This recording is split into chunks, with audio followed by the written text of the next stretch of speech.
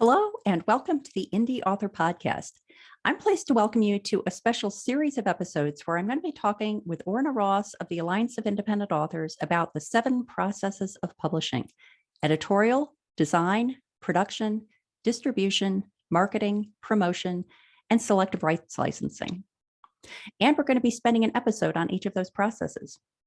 As many of you know, Orna Ross is the founder and head of the Alliance of Independent Authors, a nonprofit professional business membership organization for self-publishing authors.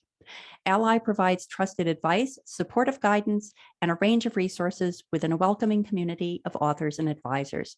I love Ally so much, I'm not only a member, but also an affiliate. So if you'd like to explore Ally via my affiliate link, just go to theindyauthor.com/affiliates.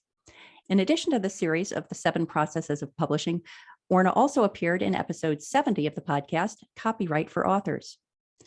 This series is going to be an invaluable evergreen resource. For those of you who are new to the indie author world, it provides great foundational information.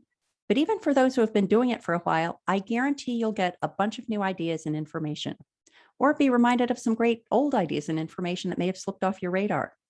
Conveniently enough, the first episode of this series is episode 101 of the podcast.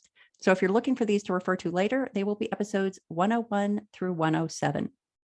In addition, if anyone is interested in following along with our discussion in book form, I can highly recommend the book 150 Self-Publishing Questions Answered: Allies Writing, Publishing, and Book Marketing Tips for Authors and Poets by Orna Ross and M.L. Ron, aka Michael Ron, who has also been a valued contributor to the podcast. And I'll put a link to that book in the show notes. So without further ado, let's start our conversation on the 7 processes of publishing with Orna. Hello, Orna, how are you doing? I'm very well, Matty. How are you? I'm doing great, thank you. And I'm very excited to be back for our 5th of our series on the 7 processes of publishing. And today we're going to be talking about marketing. And so the first thing I wanted to start out with is that Ally considers marketing and promotion to be 2 separate activities. I'm wondering if you can talk a little bit about what the differences are and why you felt it was important to make that distinction. I think it's really important for a number of reasons. When it comes to books, there is the sort of stuff that you need to do as what you might call your basic, your core marketing stuff. They're non-negotiable. You have to have them. Things like book covers, book descriptions, website, we would say transactional website for an indie author, and various things like this. Setting these up is quite a bit of work at every level. You've got to work out so much to do this successfully. And in many ways, they're evolving. Lots of us find that we change these things as we go. But putting them in place is really, as I said, it's non-negotiable. It's got to be done. But they don't in and of themselves sell books. What they do is position you in the market. They give you a core place for your author platform, your website, where you can gather everything together. And they establish your promise to the reader. So when you're setting up your marketing, what you're doing is you're actually saying to the casual browser who comes across a book or your website or your book description or whatever it might be, you're saying to them, here's the kind of book this is, and you're either going to be interested or you're not. I don't mind if you're not. Be gone with my blessing. But if you like this kind of book, here's a good one. And I say that through my marketing. I say it through the quality of my book covers. I say it through the quality and user friendliness of my website. I say to the reader, this is a good book, not by jumping up and down saying, my book is great, my book is great, but by actually, through my marketing messages, subliminally giving them confidence, making them feel like they know what kind of book it is and they know whether they would like it or not. And just essentially, it's the hello. It's you putting out your hand for a handshake. Then they need to come in and see more to find out whether they want to buy. Promotion, which we'll be dealing with in the next session. Promotion is quite different. Promotion's about book sales. It has a start date and an end date. Your marketing rolls on and on. It's constant. But promotions are set campaigns which are designed to shift a particular book at a particular time for a particular time period. So they really are quite different. And I think what happens to us is the reason why it's so important to make the distinction between the two is that authors do all the setup stuff, and then they feel when they've done that, why is nobody buying my book?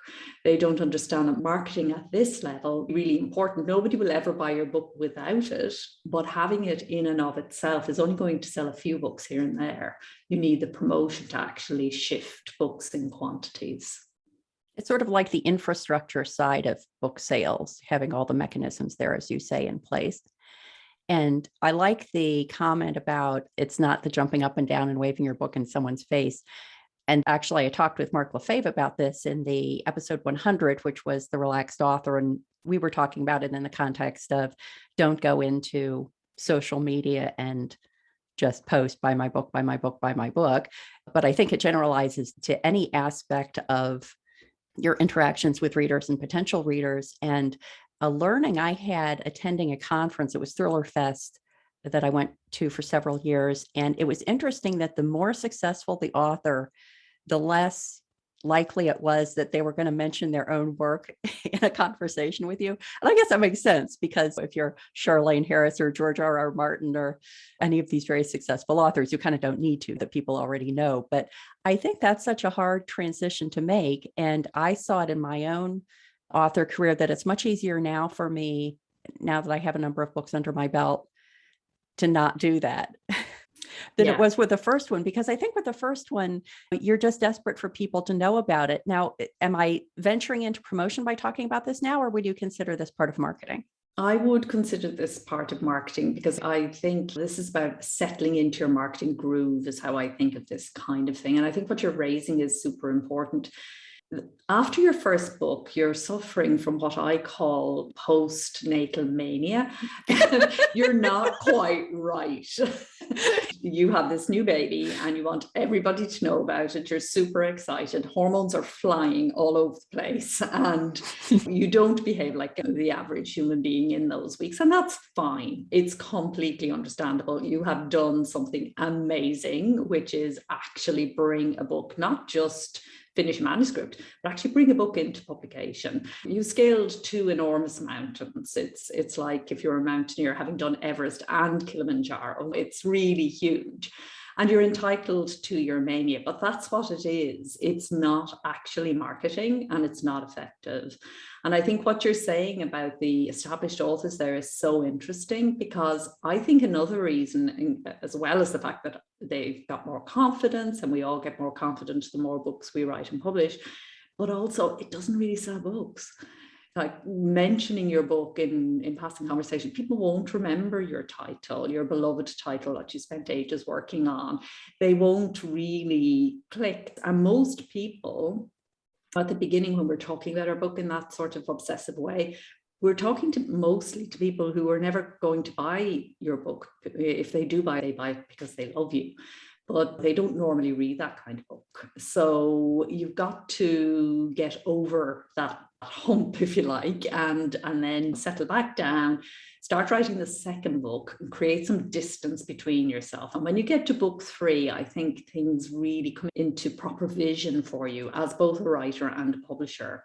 But obviously that takes time, and give yourself the time. It's absolutely fine to make mistakes at the beginning and to jump up and down and say, buy my book, buy my book, buy my book. Just don't expect it to be very effective.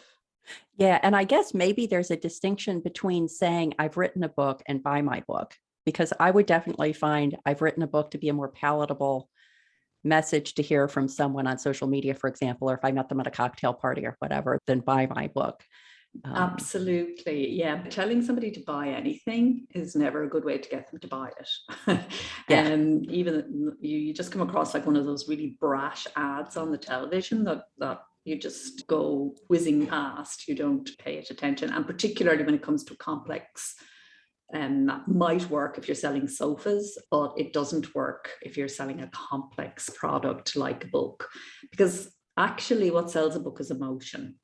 a feeling. It's not even the cognitive messages that are in the book that are as important to the person who hasn't read it as the subliminal sort of messages that are coming through the use of language in your book description, and particularly the subliminal messages that are coming through the book design, your book cover. That's why your cover is so key to your marketing. And why often authors find, and we discussed this a bit when we were talking about cover design, often authors find that their first attempt at this doesn't really work. And sometimes you have to go back a second or third time before you realize. And then as you add more books into your stock, your whole look as an author, your author platform, it all changes. So it isn't a set thing. It's not like building a physical platform. You just build it and you just leave it there. It's actually an evolving thing, your author platform. And the more books you produce, it will shift and mutate a little bit. But if you know your core passion as a writer, and mission, if you have one also, they remain core, and then everything else can kind of settle in around those. It was interesting when we were talking about the emotion and the difference between saying I have a book and buy my book, is I was flashing back to my corporate career, because until 2019, I worked among other places at QVC, the shopping network, the online retailer. And one of the approaches they had was that sales should be like talking to your friend over the backyard fence.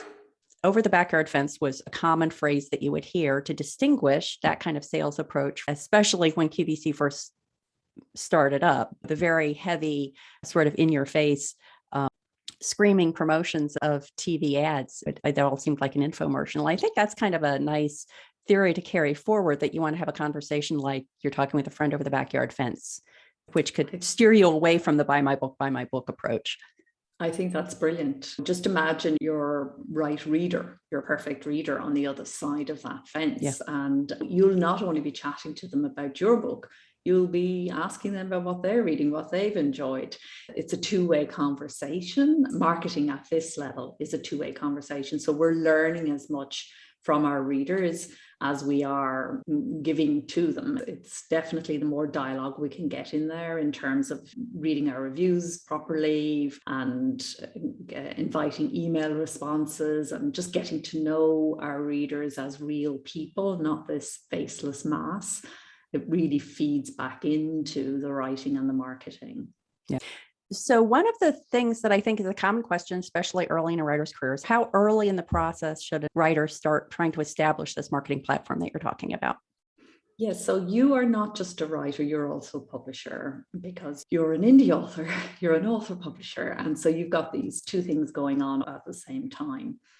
And I think the answer to this question depends on what kind of writer you are. And by that, I don't mean your genre or anything, but I mean how you are as a person when you're writing. Are you the kind of writer that needs to completely protect what you're doing and not let the outside world in? So are you the kind of writer who doesn't speak to family or friends, doesn't tell them what's going on? They may know you're writing a book, but they have no idea of the content. Or are you the kind of person who bursts out of the study in the evening and says, hey, today I wrote this and that? If you're the second kind, you can safely start to use social media and other ways to kind of begin to get your message out there.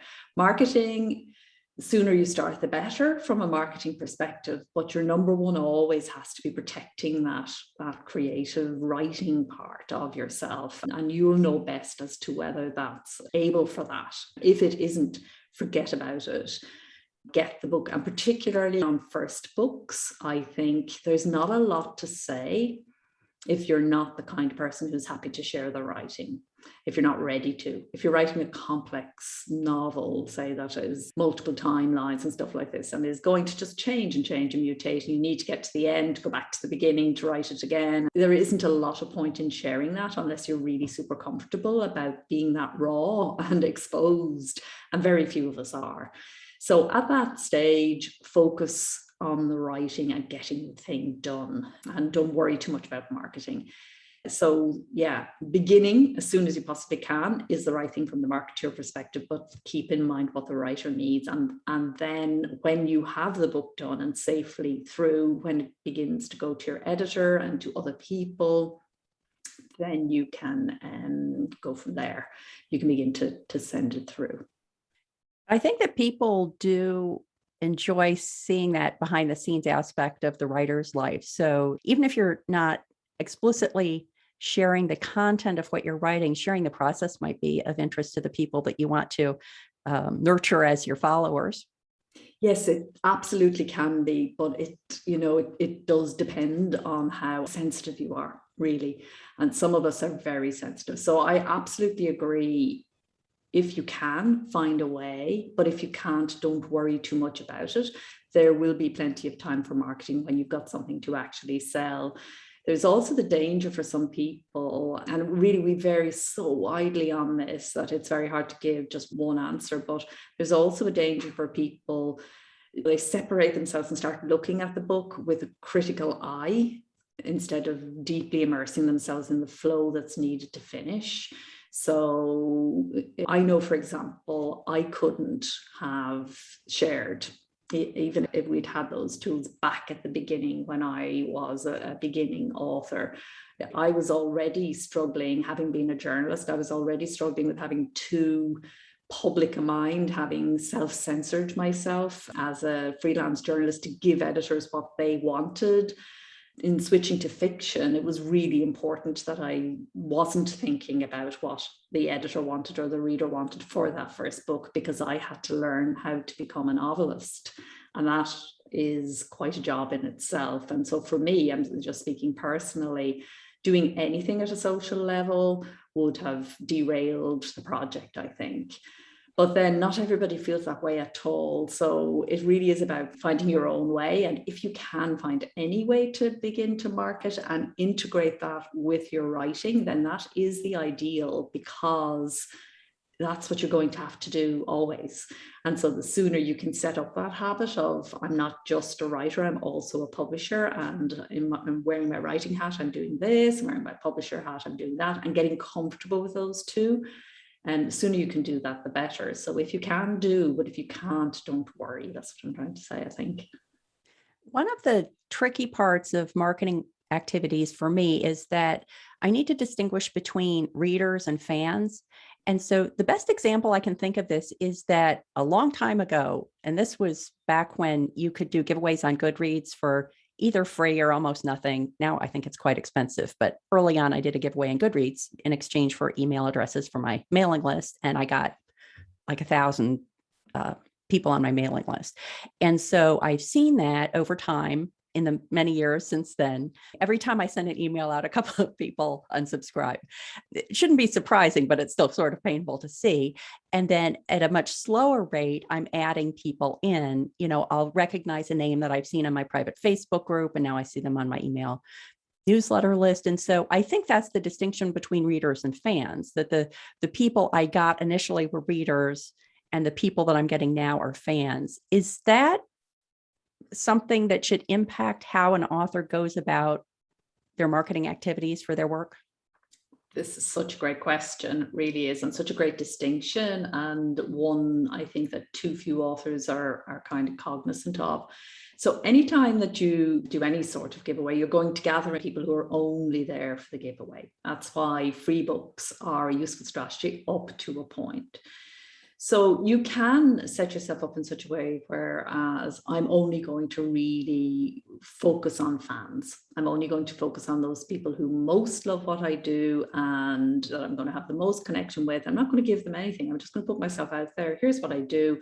I probably won't get their email address until they buy a book on my website. That's one way to go about it. Or I'm going to really focus on using one of the distributors like Amazon or Apple or somebody. I'm really going to focus in there on trying to find fans. But I think for most of what happens is there's a bit of a scattergun kind of approach. So I think of it as concentric circles. And in the middle, Kevin Kelly wrote way back at the beginning of the internet about the and that 1,000 true fans can sustain a creative in their living because they'll buy everything you do. They'll follow you no matter where you go, no matter what your creative development is. They just love you. They really align with you, and they'll follow you to anything. And that's recently, with Kelly's permission, been modified to 100 true fans spending 1,000. So it was originally 1,000 true fans spending 100. And that was a sufficient income for you to keep on doing your thing. And now it's tipped even more in that direction by saying 100 true fans who will spend 1,000 a year is enough for you to keep doing your thing. So I think it's very difficult if you're only going to try and find those people. I think you have to have the readers. So if we think about the concentric people here in the middle, they are your fans. The next ring around that would be the more casual reader who kind of likes what you do, but they prefer that author and this author over here, but you're not bad, you're okay. And if you have a new book, they'd like to know, kind of, sure, if they have time, they'll put it on their TBR, and maybe, fingers crossed. Those people, by the way, are on your mailing list. They're interested enough to be on your mailing list, but they're not wild about you. They're not going to buy everything you do. And if you start to do a new series, they're going to think twice about whether they're going to follow you over there or not. The next concentric circle around that are the people who are on your subscriber list, but they're really quite casually connected to you. The next circle outside of that is somebody who's bought a book but never signed up for your mailing list and hasn't done that yet. And then outside of that, of course, the people, and it's the biggest, widest circle of all, they've never heard of you at all. So I find that a useful way to think about it, because you can then get your promotions, depending on what way you want to handle it, you can get your promotions going into one of those circles, deciding in advance which of those circles you would like to approach. So if you give away a lot of free books, for example, to a lot of people who haven't heard of you before, that's good marketing, but they will fall off. They won't all come all the way into the center of your circle. Some of them will. A few of them will. So at each level of the circle, you're reducing the percentage. And that's not personal. And actually, you want them to unsubscribe if they're in any doubt, because, well, for all sorts of reasons related to deliverability and stuff like that, in terms of your emails actually landing in the inboxes of those who do want to receive them. If you've got too many people who are not sure and are not opening your mail, then that actually affects your deliverability rates, and your emails can wind up going into the spam boxes of people who actually do want to get them. So you want at all times, and I do think this is the central thing to keep, you're aiming your bullseye there in the middle of these concentric circles. You're aiming at those people, you're trying to get as many of them as possible into that middle. But in order to do that, you have to cast your net wide, and you can think about how you go about that. And again, a lot will depend on the kind of books you're writing, what your own right readers like to do, what they're used to from other authors, and all that kind of stuff. I also find that the process of turning potential readers into readers and fans is that the more interactive you can be with them, and this kind of harks back to something you had said earlier, the better it is. So I've had good luck doing author takeovers on Facebook pages, and there you can spend an hour or 2 hours or a day or however long the takeover is chatting with people. And then I see a very high percentage of those people then showing up on my email list, of people can look for those opportunities where you're able to interact with them, not to show them your book. Then that's kind of a nice approach. Definitely. And if you enjoy anything like that, then your publishing side loves that.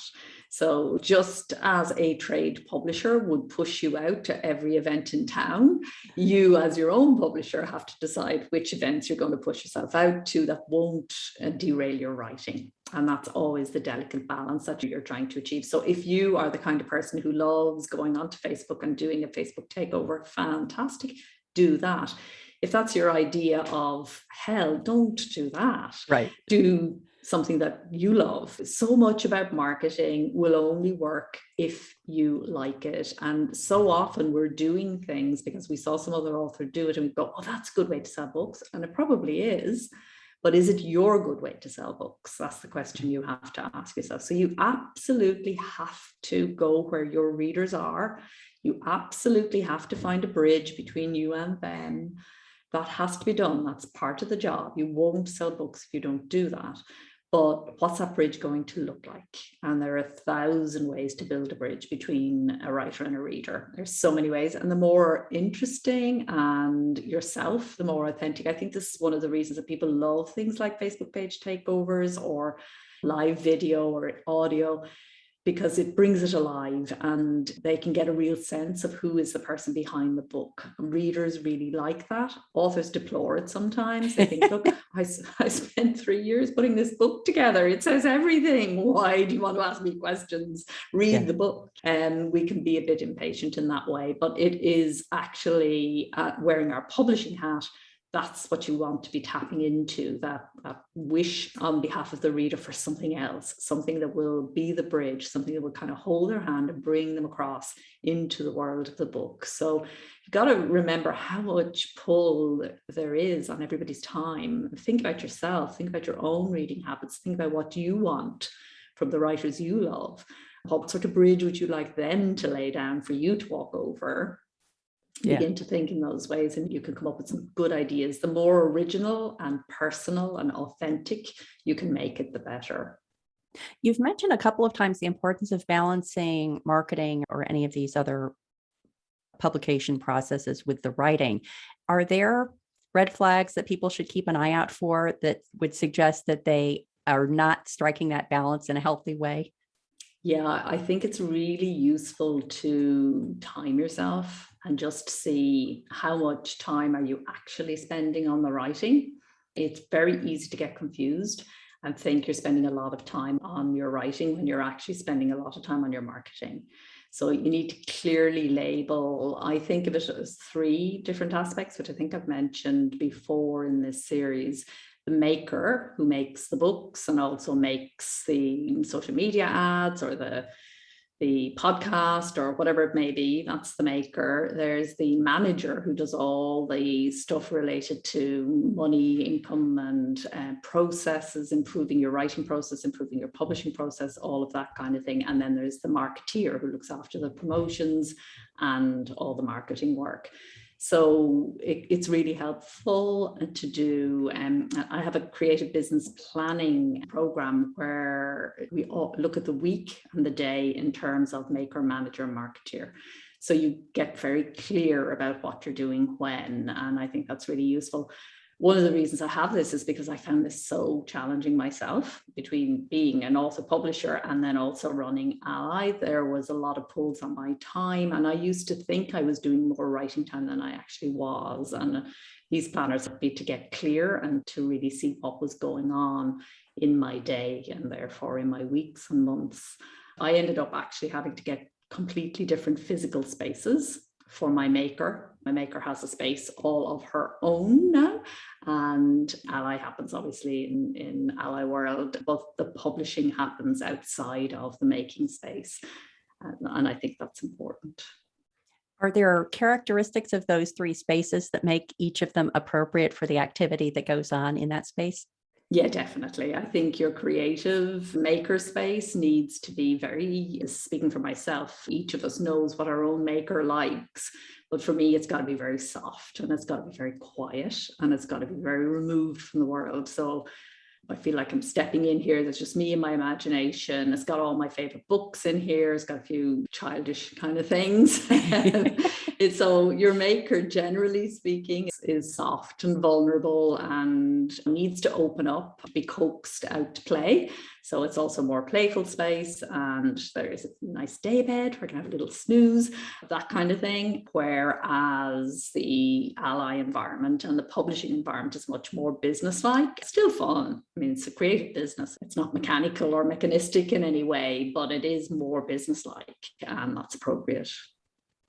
The big challenge I think I have is that, especially coming from a project management background, the draw of the marketing and the manager aspects is that it's like a list of tasks, and you can go through the tasks and you can check them off. And each time you check something off, you have the sense of accomplishment.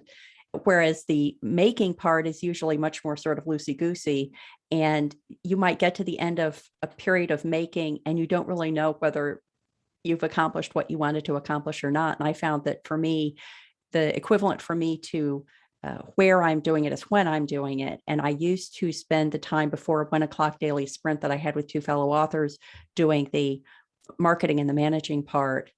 And then we eventually moved the sprint up till 11 because I'm like, if I have until 1, I'm going to fill until 1. But if I only have until 11, I stop at 11. And it was only by mechanically moving that marker that I was able to spend more time making and less time on those other things, which I think was a healthier balance for me.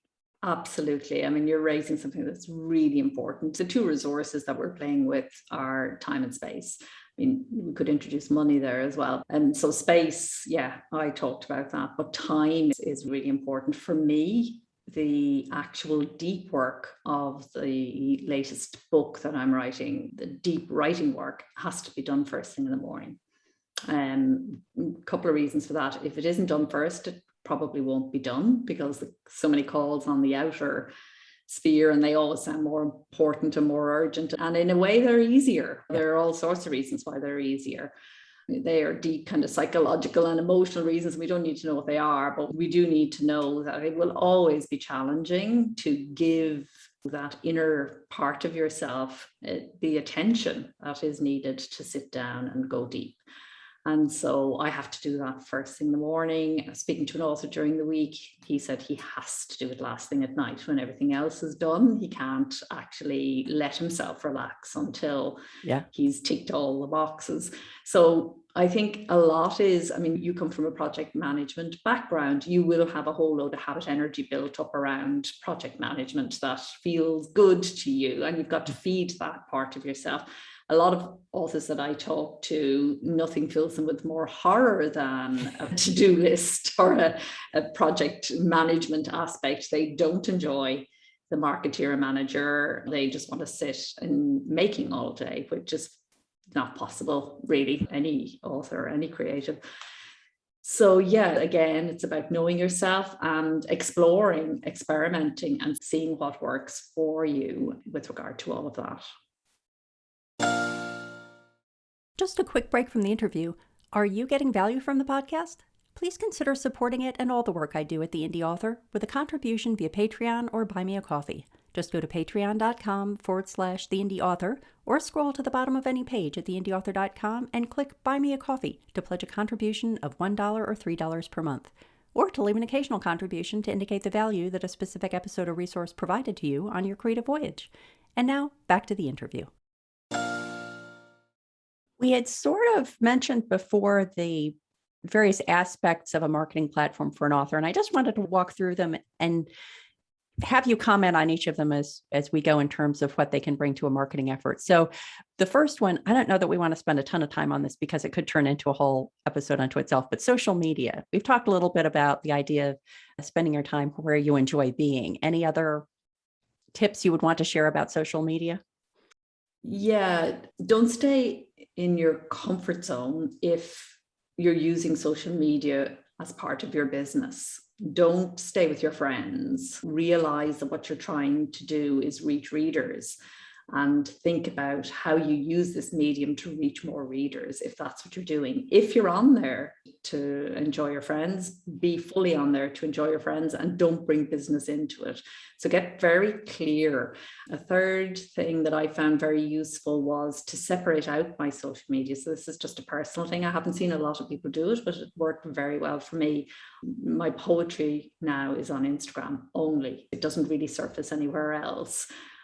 Twitter is for nonfiction and Facebook is for fiction. It's kind of loosely divided up in that way in my mind. And that really helps me to know what I'm doing where. Making a distinction between your Facebook page and your Facebook profile. If you use your Facebook profile for your personal stuff, be cognizant of the fact that you have a Facebook page and how they link. The other thing I would say, if you're going to use a social medium to sell your book, be a user. Don't go on to something and you haven't got a clue how it works. It doesn't last. You'll see countless author accounts on all the different platforms that are just moribund. They don't work. So it's not something to be embarked on lightly. It's something that you really need to think about and engage with. It's another form of writing. It's communication in another way. It should amplify and expand what you're saying in your book. You should be the author when you're out there. If you're using it in order to sell books, you go out there not as yourself, but as a representation of yourself, the part of you that writes books. And again, you're thinking about the reader. So you're thinking about giving good value to them, not going on to sort of complain because your delivery didn't arrive on time or whatever it might be. A bit of humanity is absolutely fine, but within the context of providing value to the reader always.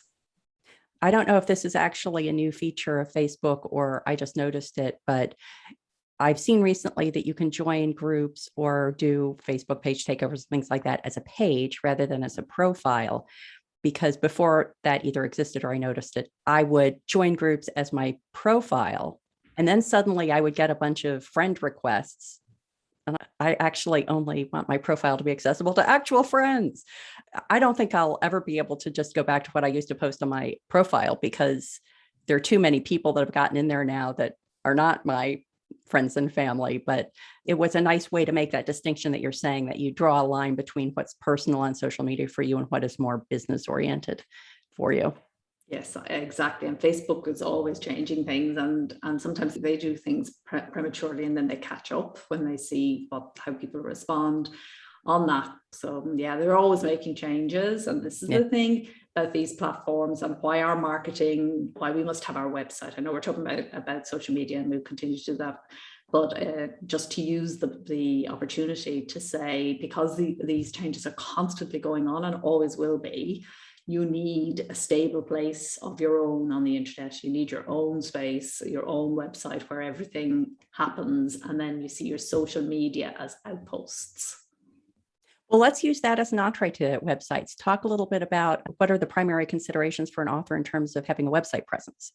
So one of the thing, I've mentioned this already, but I'll say it again, always saying it, as an indie author, you're a publisher, you're not just a writer. And so you should have a transactional website. If a reader finds your website, you want them to be able to buy your book. So that's number one. Your website is transactional, and therefore you're different to one author who has sold all their rights to one publisher or a couple of publishers, but they have other people who look after that. It's fine for them to just have a brochure site, but as a publisher, you need a transactional site. And then you have to decide with your website, what is the one thing that you most want your reader to do? So you would ideally like them to buy books, but there's a problem with that, which I mentioned earlier. That is that a lot of readers are hesitant to buy a book from an author that they don't know and love. There are millions of fantastic books out there. So you are in competition with all those other books that they could be reading. And so they're not sure when they come onto your website. If they've never heard about you before, they may be bowled over by your fabulous covers, your brilliant reviews, and your general ambiance and jump right in and buy a book. And that's great. But most of us will want them to sign up, and get the sign up is the most important thing for most authors. But you have to decide, are you going to be pushing the sales? Are you going to be pushing the sign ups? Or are you going to be pushing something else, something unique and original to you? Whatever it is that you decide your website is there to do, then that should be really crystal clear, and all roads should lead there. So your sitemap on your website should lead your reader through in a very logical sort of way to what you want them to do. So if you want them to sign up, then make that your homepage. Make the sign up page your homepage and make it attractive and give them a reason why they should sign up. Generally speaking, that's free books with all the attendant dangers that we discussed already. But whatever it might be, really try to attract them into the sign up. If it's about the book sale, then think about it accordingly, and think about how you shape and structure your website around that one thing that you want them to do. Secondly, remember that your fonts, your colors, the shapes of your site, how you do your drop-down menus, everything on that site is sending obvious or subliminal messages. And you don't want the message to be, this person's not professional. And it may well be sending that message if you've put it together yourself. So I would really highly recommend that you hire somebody who's good at design to do your website. Thirdly, it's worth putting a bit of time and attention into SEO, search engine optimization. So in the same way that you will have to choose categories and keywords when you're uploading your books to Amazon, Apple, and so on, use those same categories and keywords. Surprising how many times you see a disjunction here. Use those same categories and keywords all around your site. That should happen naturally, but often on our websites, because it is our own part of the internet, we can get a little bit distracted and find ourselves writing all sorts of different things. Fourthly, if you do lots and lots of very distinctively different things, don't be afraid to get them off your author website. Your author website should be about your books. It can give a sense of everything that you do. But again, thinking about the reader, the main focus of your website isn't really to tell them what you do. Again, that's a brochure type site that kind of includes everything and, interests them in that. You are thinking more strategically and in a more business-like fashion. And also because people's time for browsing websites in that sort of way is far less available than it used to be. You want to keep the site as simple as possible. A lot of author websites are absolutely coming down with junk. There's way too much stuff and people don't know where to go. They don't know what to do. They might even want to buy a book and not be able to find their way. They don't need every award you've won, every nice thing that anybody has said about your book. They don't need all that up front, really. You need to think about them and what makes a really enjoyable experience.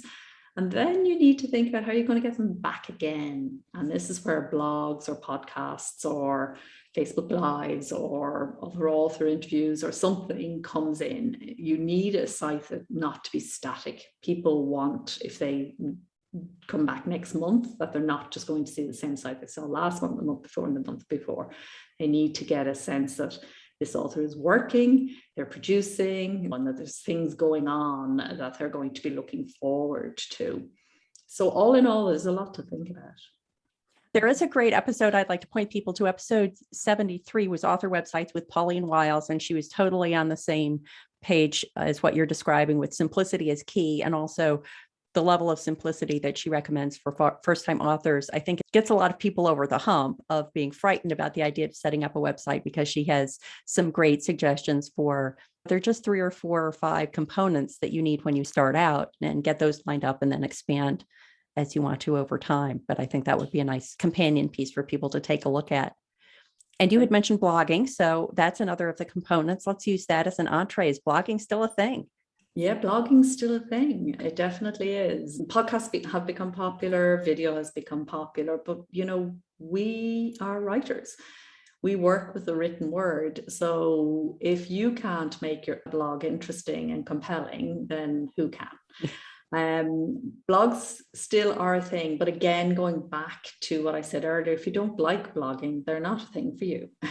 Find another way to do it. You might prefer audio, you might prefer to do podcasts, you might prefer to do live videos, which you then embed on your website. There are loads and loads of things that you can do. You just need to work out what they are. What's great about blogging is, in the same way as a transcript on a podcast, and these things, this distinction is kind of wearing down, because there was a time where Google wasn't indexing video and it wasn't indexing audio in the same way that it indexed text. And so blogs had the advantage.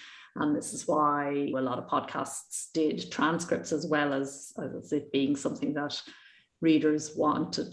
Some people wanted to read it rather than listen to it. It was also because you needed that to get the Google juice kind of thing.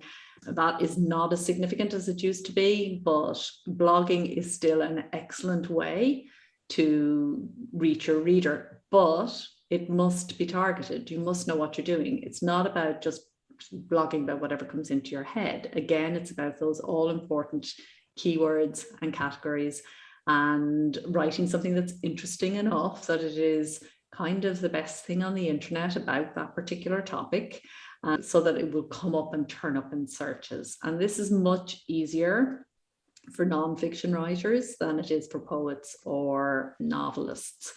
So blogging works very well for nonfiction, maybe not so well for fiction, unless you've got a very clear kind of idea of a very distinct niche and you can write around it in a way that it's going to surface up on searches. Very often fiction is just that bit more nebulous, and so it's difficult for it to top SEO searches. And it's the same with keywords and categories on the platforms. That's just the nature of fiction. It doesn't mean there's anything wrong with you, but it doesn't mean that you need to stop and think, is blogging the best use of my time? This is another reason why people don't blog, because they're all written out by the time they've written their book. The last thing they feel like doing for marketing is turning around and doing more writing. They'd rather do almost anything else. So yeah, so much of this, I'm just realizing as we're talking, so much of this marketing stuff comes back to know yourself. Know yourself and trust the process, that what you love and connect with is your reader is going to love and connect with. Just trust that flow, that natural flow, rather than thinking I have to do blogging and I have to do social media, I have to do these things because that author did them and somebody else said you had to. You don't have to do anything, but you do have to do something. There's another Pauline Wiles episode I want to point people to. This was episode 27, Why to Stop Blogging and What to Do Instead.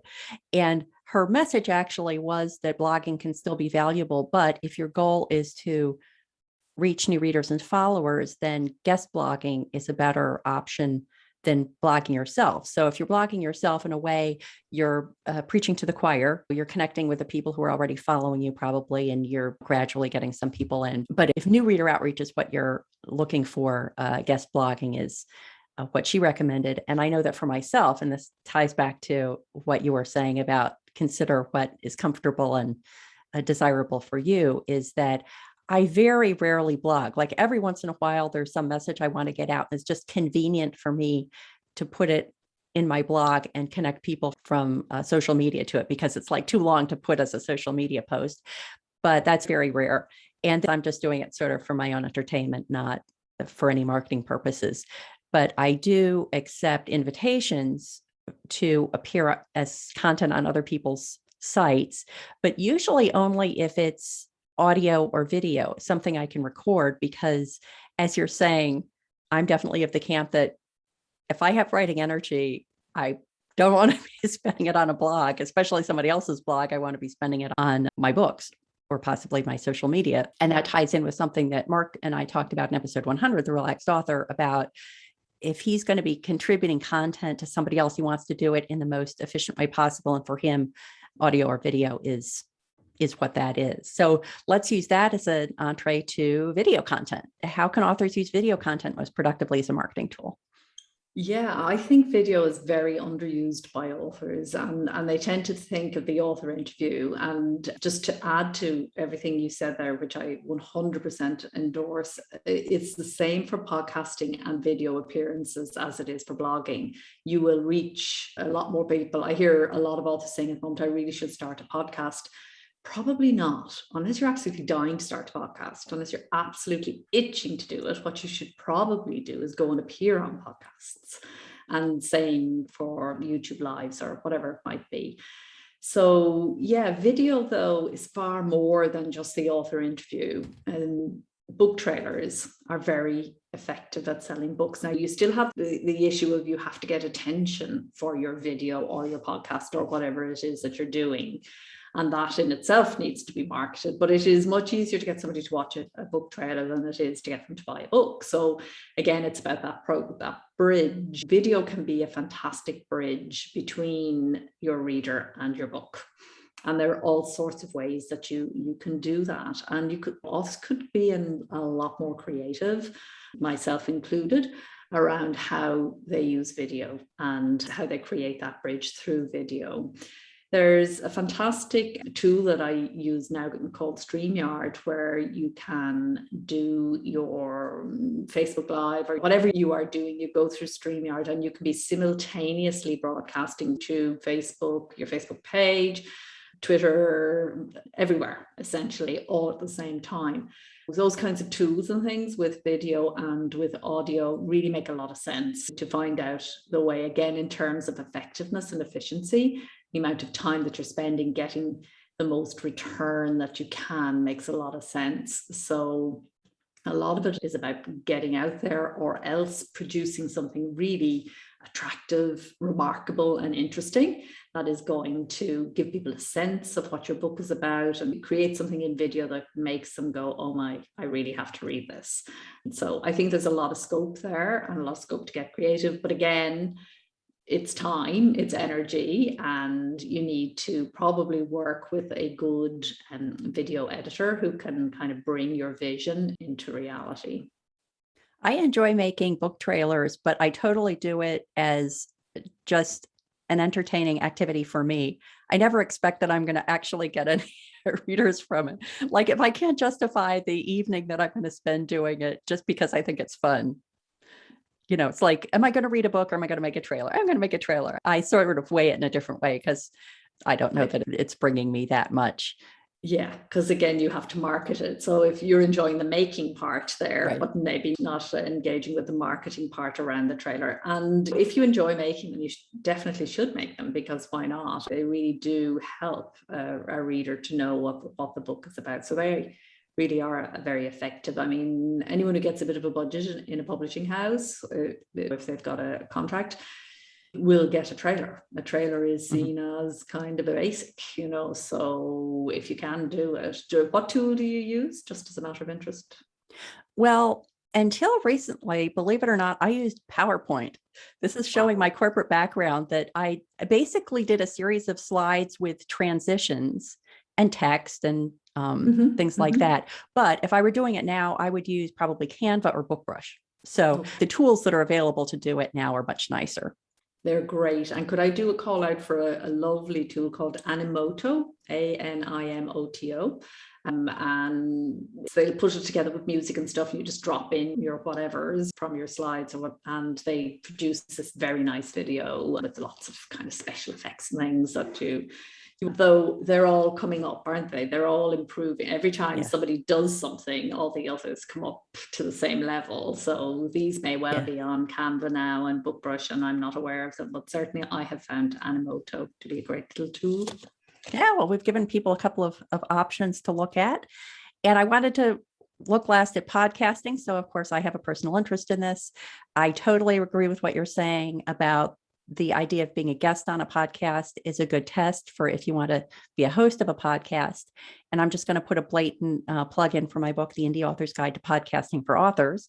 And if you go to theindyauthor.com, and it's Indy with a Y, and click on Podcasting for Authors, in the book, I have a few questions at the end of each chapter. The early ones are aimed at trying to decide if podcasting is right for you. Like, put together a list of topics you'd like to address. And if you can't come up with, 24 of them, you probably don't want to start a podcast. But there's a document out there called The Captain's Log, because I love the nautical metaphor.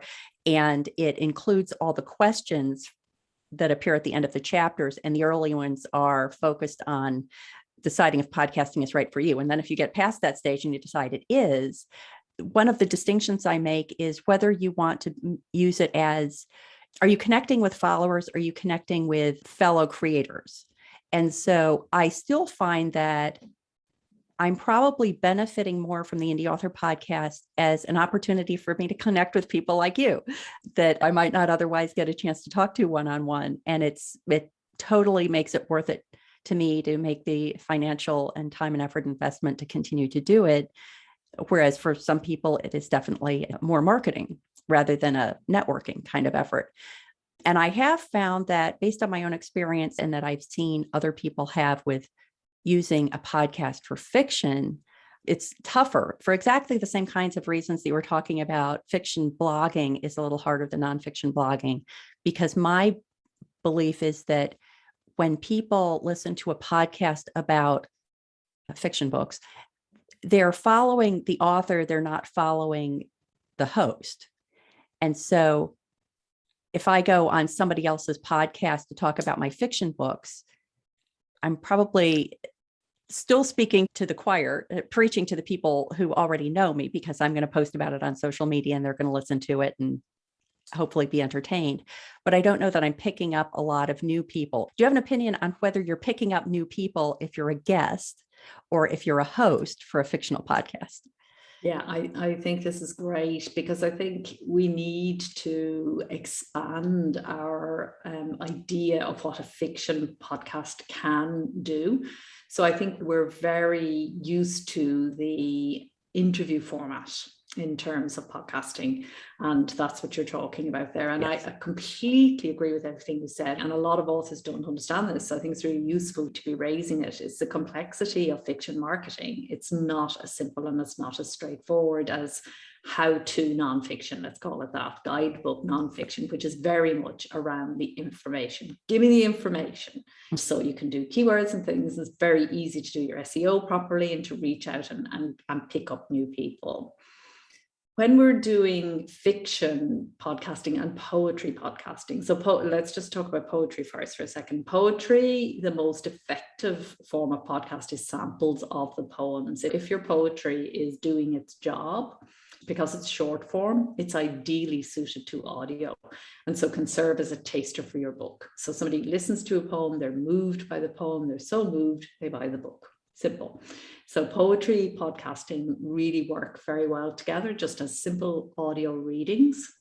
And there are loads of ways in which poets get together and do their readings on each other's websites and podcasts and Instagram lives and all that kind of stuff. And all that is straightforward. And then in the middle, you've got the poor novelists who are wondering, how on earth do I use a podcast to effect? So you've pointed up the difficulties there. You can go out there and put yourself around and be interviewed about your book, and you may enjoy that the first few times anyway.